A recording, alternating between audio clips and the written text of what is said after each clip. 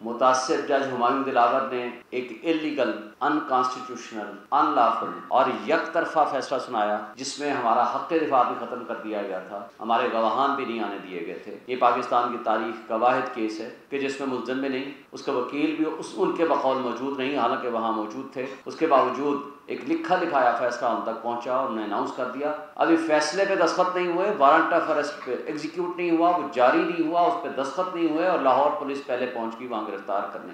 بہرحال اس میں لکھا ہوا ہے کہ اڈیالہ جیل میں رکھا جائے گا، اور اس وقت ہم نے پٹیشن فائل کی اسلام آباد ہائی کورٹ میں کہ ہمیں یہ بتایا جائے کہ پھر یہ کس کے حکم سے اڈیالہ جیل کے بجائے اٹک جیل لے جایا گیا۔ لیکن بدقسمتی سے کہ اس کیس میں ضمانت کا فیصلہ ہو گیا، حالانکہ جج صاحب نے کہا تھا میں 4 دن میں اس ضمانت کا فیصلہ کروں گا، لیکن 4 دن کی بجائے 25 دن لگائے۔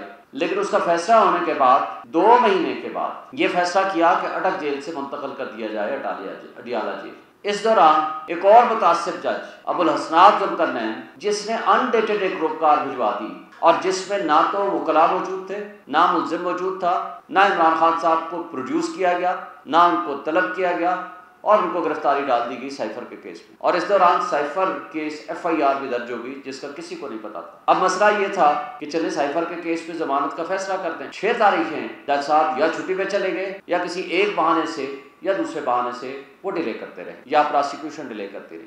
بالآخر ضمانت کی درخواست خارج کر دی گئی، حالانکہ وہ قابل ضمانت جرم ہے جس کی 2 سال کی سزا ہے، کہ جو تھوڑی بہت واک کرنے کی ایک گنجائش یا ایک فیسلٹی اٹک جیل میں موجود تھی وہ یہاں محدود کر دی گئی۔ پھر یہاں ہمیں خطرہ ہے کہ خان صاحب کے اوپر قاتلانہ حملے آلریڈی ہو چکے ہیں، اور جس کی کڑیاں PDM کی جماعتوں کی طرف جاتی ہیں